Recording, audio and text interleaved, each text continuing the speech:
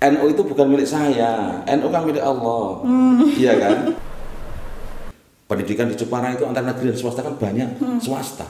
Iya betul Pak. Maka gerakan kami swasta harus berkualitas, Iya. karena lebih mandiri.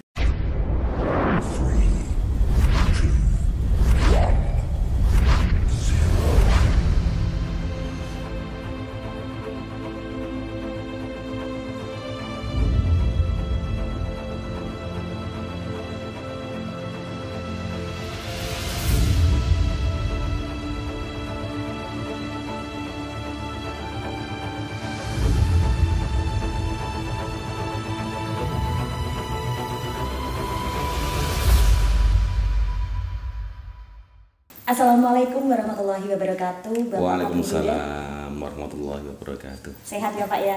Alhamdulillah. Baik Pak, terima kasih atas berkenannya Bapak untuk bergabung di podcast kami Ngobrol Santai bareng Dinda Kirana Ngonsendika Pak ini. Terkait dengan permasalahan-permasalahan yang ada di Jepara setelah pandemi kemarin sempat kita vakum hampir 2 tahun ya Pak ya. Tentunya ini di Kabupaten Jepara semua pendidikan mengalami vakum juga, dan saat ini kita mulai pendidikan tatap muka ya Pak. Sebagai Ketua LP Ma'arif NU Kabupaten Jepara, dari Bapak sendiri menghimbau, mungkin ada yang ingin disampaikan kepada segenap guru, kepala sekolah di seluruh madrasah Kabupaten Jepara, kira-kira seperti apa Pak dalam penerapan PTM untuk ke depan supaya siswa-siswi madrasah ini bisa mengikuti pelajaran meskipun tertinggal hampir 2 tahun ya Pak ya. Jadi kelas 6 rasa kelas 5 gitu ya, mungkin kelas 4 rasa kelas 3. Sekarang ini kondisinya kayak gitu. Gimana Pak supaya bisa stabil dan kondusif? Alhamdulillah, kami atas nama Ketua Lembaga Pendidikan Ma'arif NU Jepara, pertama memang sangat prihatin saat itu. Iya. Dan kami pun sebetulnya tidak rela. Anak-anak akhirnya liar, tidak terkontrol meskipun dari pemerintah dan kami sudah menyiapkan melalui daring. Tapi itu daring bagi saya itu 1, 2, 3 bulan nggak masalah. Iya. Tapi 2 tahun. Betul Sehingga sekali. memunculkan efek sosial yang tidak baik. Benar-benar sangat menyesal kami, ya Allah, gimana jalan keluarnya. Alhamdulillah kami mengumpulkan seluruh kepala perjudian, Ya. baik itu dari MI, dari MTS, MA, kemudian SMP, SMK. Itu saya himbau bahwa pandai-pandailah mensikapi situasi seperti ini. Jadi kepala, guru itu jangan mengartikan masa pandemi ini yang daring ini jangan tekstual, tapi harus dimaknai secara kontekstual, sehingga anak ini tetap mendapat asupan ilmu yang bagus. Kalau ilmu itu disampaikan tidak melalui Pak Guru, hanya melalui daring, maka hasilnya ya garing, nggak ada apa-apa. Iya. Sehingga memunculkan anak-anak itu ada kelompok-kelompok yang memang daring itu dimanfaatkan bukan untuk pelajaran, tapi daring untuk main game, berkelompok-kelompok gitu. Ini yang sangat memprihatinkan. Dan alhamdulillah di lembaga di bawah naungan Ma'arif yang terbanyak di Jepara ini swasta, dari MI itu ada 115, kemudian Sanawi ada 71, Alia ada 45, SMP ada 32, SD-nya sekarang ada 15 anggota Ma'arif itu, SMK-nya dan SMA ada 33. Iya Pak. Alhamdulillah kami memang memantau, minta laporan apabila ada anak-anak di bawah naungan Ma'arif, baik yang di sekolah maupun di madrasah, itu segera melaporkan. Artinya harus ada tindakan preventif supaya anak-anak itu tidak terjadi sebagaimana yang telah terjadi di masyarakat. Alhamdulillah kami mendapatkan laporan anak-anak kita yang di bawah Ma'arif, Pak ya, itu selamat dari broken dan sebagainya. Alhamdulillah. Baik Pak Huda, seperti yang tadi Bapak sampaikan ya tentang kondisi saat ini, pendidikan tatap muka sudah mulai digalakkan, meskipun penerapan protokol kesehatan tetap harus dilaksanakan Ya, karena jelas. kita masih tetap berhati-hati ya Pak ya dengan kondisi ini, tidak berarti COVID ini hilang, tetapi masih harus terus waspada dengan adanya varian-varian baru yang masuk ke Indonesia itu tadi ya Pak. Dan dengan kondisi saat ini Pak, melihat anggota atau seluruh madrasah di Kabupaten Jepara dalam naungan Nahdlatul Ulama ini ya Pak, tentunya kan banyak sekali ya. Benar-benar luar biasa kalau Jepara ini kita lihat ya Pak ya. Dengan sebanyak itu tetapi kondisinya tetap kompak, tetap selalu patuh. Kalau kita lihat bersama, mereka semua mengikuti prosedur yang ada. Komando dari seorang Bapak Fathul Huda ini benar-benar keren dan luar biasa. Seperti apa itu triknya Pak? Kenapa bisa seperti satu komando seperti itu, dan ini pun diakui oleh luar daerah, karena di Demak itu nggak bisa mengendalikan, ya, belajar dari sini. Itu, Terus kemarin Blora juga belajar dari sini, Blora, kemudian ada Rembang, Kudus juga kontak kami gimana cara menerapkan PTM sementara prokes masih berjalan. Ya memang pertama kami selalu komunikasi Pak dengan seluruh kepala madrasah, kepala sekolah, terutama ketua KKM. Jadi saya bertahap, ketua KKM saya sampaikan ini wajib, apapun bagi ma'arif mentaati aturan pemerintah itu wajib. Kita jangan menghiraukan bisikan-bisikan dari luar yang kontra pemerintah. Kenapa bisa seperti satu komando seperti itu, dan ini pun diakui oleh luar daerah, karena di Demak itu nggak bisa mengendalikan, ya, belajar dari sini. Itu, Pak. Terus kemarin Blora juga belajar dari sini, Blora, kemudian ada Rembang, Kudus juga kontak kami gimana cara menerapkan PTM sementara prokes masih berjalan. Ya memang pertama kami selalu komunikasi Pak dengan seluruh kepala madrasah, kepala sekolah, terutama ketua KKM. Jadi saya bertahap, ketua KKM saya sampaikan ini wajib, apapun bagi ma'arif mentaati aturan pemerintah itu wajib. Kita jangan menghiraukan bisikan-bisikan dari luar yang kontra pemerintah, karena menjaga keselamatan itu fardu ain. Ini harus dijaga. Terus kemudian kami menyampaikan kepada kepala-kepala melalui forum, itu saya sampaikan. Dan kecuali memang dari tim ma'arif itu memberi contoh, tidak hanya kami, pengurus inti itu selalu terjun ke bawah, dan terjunnya tidak memberitahu, saya langsung ujuk-ujuk sidak langsung semacam sidak, tapi benar silaturahmi. Itu sudah terasa seperti saya dolan, dan kadang saya dolan itu juga tidak formal, lebih banyak saya nggak formal. Saya sering pakai pakaian jeans, jalan-jalan gitu kan, kalau hari Sabtu Ahad kan bebas saya. Ternyata alhamdulillah mereka merasa terbimbing, merasa dipercaya, termasuk di Karimun Jawa. Di Karimun Jawa itu saya datang ke sana kan nggak beritahu. Sambil jalan-jalan ke sana gitu ya mungkin ya. Ternyata alhamdulillah meskipun sana tuh kawasan hijau selamanya sampai sekarang, dia tetap mentaati aturan. Nah, makanya termasuk ketika Pak Bupati menyampaikan tentang prokes, bagi kami nggak masalah itu di kami. Baik Pak, terkait dengan tadi ya Pak, masih kita berbicara tentang pendidikan tatap muka yang sekarang ini digalakkan. Tentunya ada di lapangan menemukan hal-hal yang mungkin tidak sesuai gitu. Meskipun semulus-mulus apapun ya Pak ya, tetapi tetap ada penemuan-penemuan yang kurang mengenakan, mungkin kendala. Seperti apa itu Pak? Iya, itu jelas Pak. Jadi ketika PTM diberlakukan oleh pemerintah, guru itu ada yang mengalami shock. Karena selama ini guru kan sebagian guru ya, itu kan santai, dia cukup dari daring, dari tanggung jawabnya ya ringan dan sebagainya. 2 tahun hampir ya Pak, nyantai banget. Seperti itu, akhirnya guru 2 tahun itu sudah terbiasa dengan suasana daring kan, tahu-tahu ada PTM meskipun terbatas. Lah, ketika PTM terbatas ini, saya pun menginstruksikan kepada kepala-kepala supaya disikapi, karena pelajaran hanya sekitar 2 jam. Dapat apa anak-anak ini? Saya suruh menyikapi. Kebetulan yang di pondok-pondok, madrasah yang punya background pesantren, itu no problem. Tetap berjalan. Jatah 6 jam ya 6 jam. Nggak mungkin dia 2 jam, 3 jam. Lah yang tidak punya pesantren, lah ini yang agak punya kendala. Meskipun demikian, saya memang melakukan kepala dan guru-guru ketika kami silaturahmi itu secara humanis. Jadi plus minusnya, kemudian secara batiniah jenengan harus bicara. Yang bicara jangan sampai akliyahnya, tapi batiniahnya yang bicara. Jenengan itu diberi amanah. Saya sampaikan di forum guru secara sederhana. Yuk bareng-bareng saya seperti itu.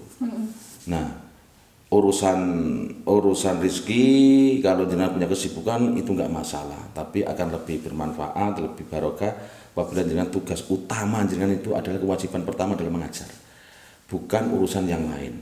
Nah, mengajar inilah yang akan membarokahi seluruh kehidupan rumah tanggamu. Saya stop secara humanis. Akhirnya memang berjalan. Oke. Jadi itu tadi rahasianya ya Pak. Iya. Shock terapi yang keren dan luar biasa secara halus tapi mengena gitu ya. Baik Pak, terkait dengan hal tersebut kira-kira sedikit menyinggung tentang Nahdlatul Ulama, organisasi besar ya Pak ya. Menurut Bapak Fathul Huda selaku Ketua LP Ma'arif NU Kabupaten Jepara, tentang Nahdlatul Ulama ini sebetulnya yang mungkin ada dari masyarakat Kabupaten Jepara ini atau bahkan di luar Kabupaten Jepara yang kurang memahami, kurang mengerti. Monggo lah Pak sedikit memberikan, meluruskan gitu. Ada yang salah paham mungkin karena nah ini dari sosok Bapak Fathul Huda ini ayolah gitu diperjelas tentang pergerakan Nahdlatul Ulama ini sebetulnya mengajak masyarakat semua untuk selalu rukun, guyub dan lain sebagainya. Silakan Pak. NU itu bukan milik saya, NU kan milik Allah, iya kan? Itu kan media perjuangan kan, lembaga perjuangan. Jadi saya tenang-tenang saja. Umpamanya ada orang kritik saya mau dengan kritisi NU, pendirinya Yasim Asy'ari dikritisi, monggo itu hak jenengan lah.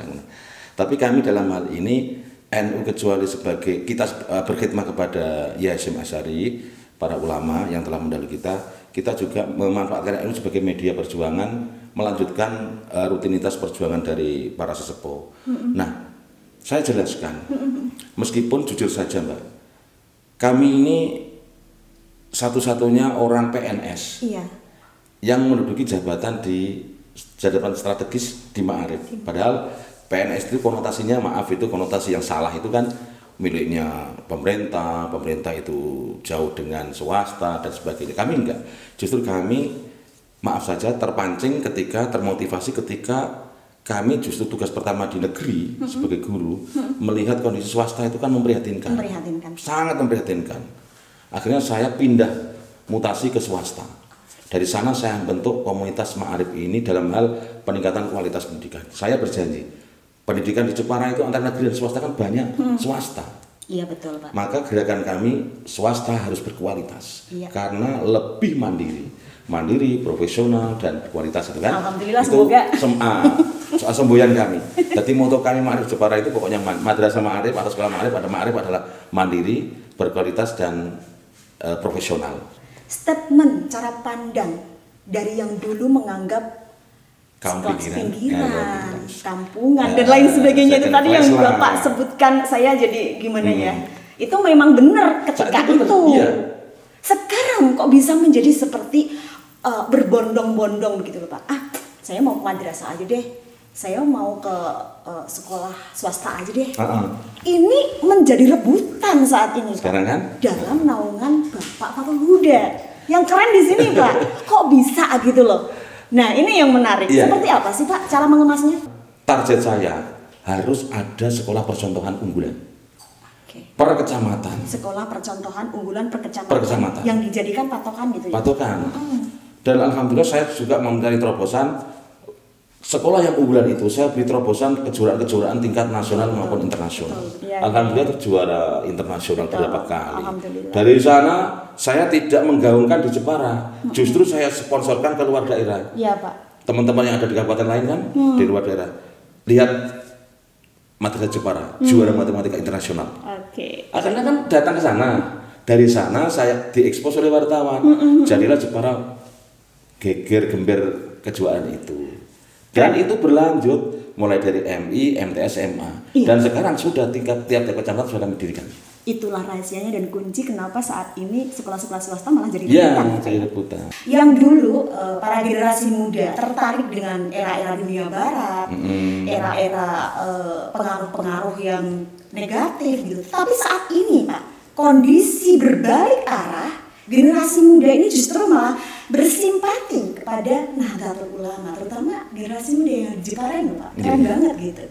Seperti apa Pak sebetulnya Nahdlatul Ulama di balik rahasianya itu, di balik semua itu sehingga bisa menarik para generasi muda untuk terus mengikuti gerakan Nahdlatul Ulama ini? Oh iya, terima kasih.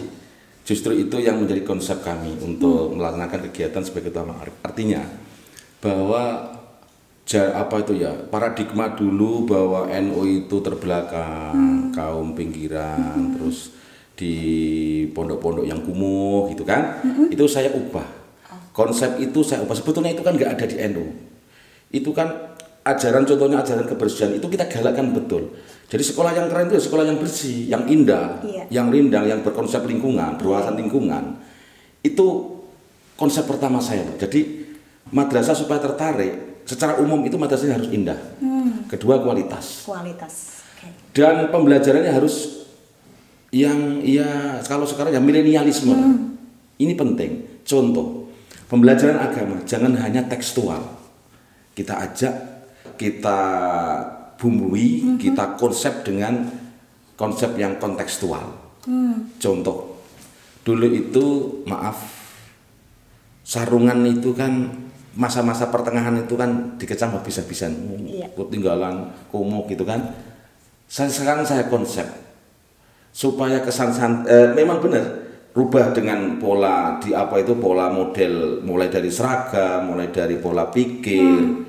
Jadi yang namanya sekolah di NU itu tentang IT itu sudah menjadi bahasa Jeporo ya segojangan lah, sudah bukan hal yang mewah lah.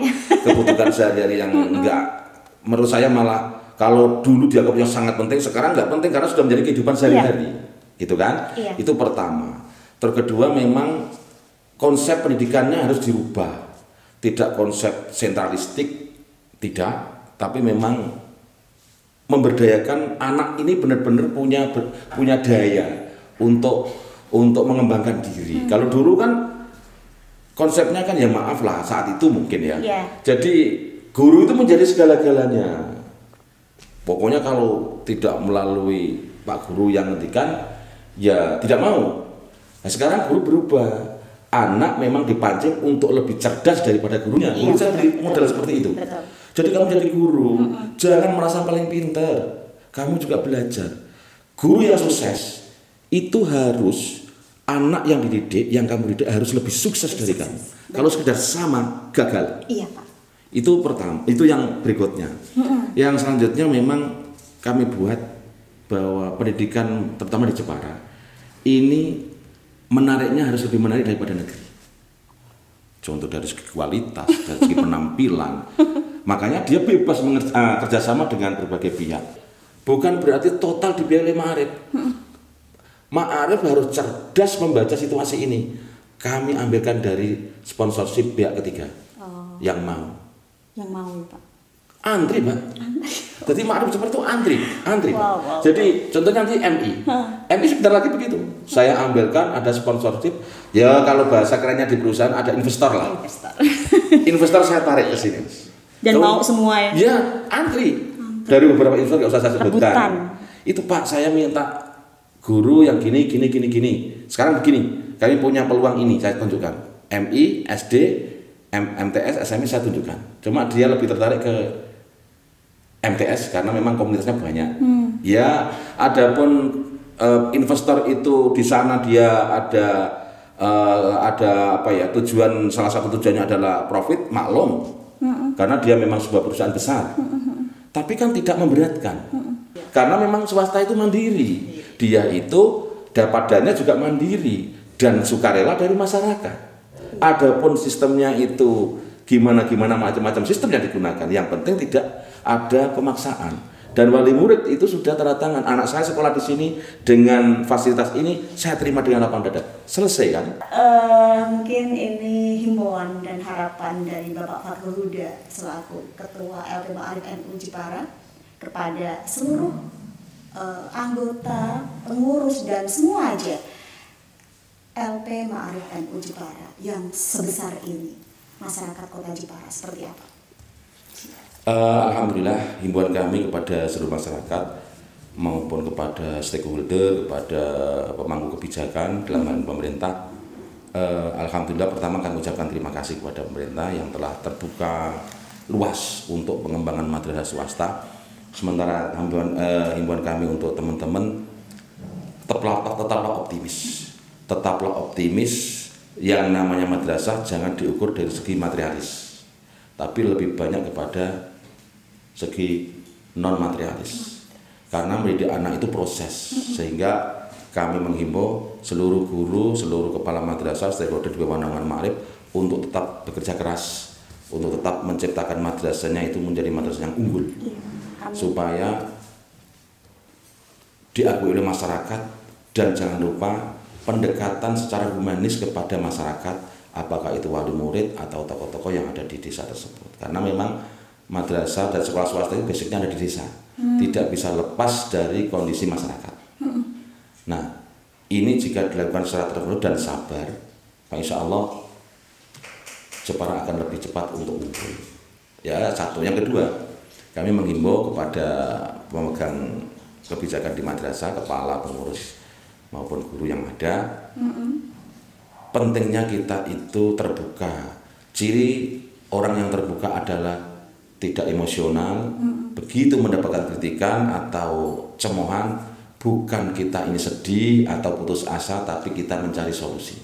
Kita menjawab mereka dengan solusi. Insya Allah mereka akan lebih cinta kepada kita. Baik. Luar biasa sekali Bapak Fathul Huda, penjelasan yang benar-benar membuat kita semua ngerti, oh seperti ini Nahdlatul Ulama di Kabupaten Jepara dalam pimpinan Bapak Fathul Huda di LP Ma'arif NU Kabupaten Jepara yang luar biasa. Dan dulu yang dianggap sebagai pinggiran, sekarang sudah kita buktikan bersama ya Pak, menjadi LP Ma'arif Nahdlatul Ulama Jepara menjadi pilihan dan keren tentunya. Semoga tetap sukses untuk Bapak Fathul Huda, keluarga yang bahagia, sakinah mawaddah warahmah, dan untuk LP Ma'arif NU Jepara juga semakin maju. Amin. Terima kasih Bapak. Wassalamualaikum warahmatullahi wabarakatuh. Waalaikumsalam warahmatullahi wabarakatuh.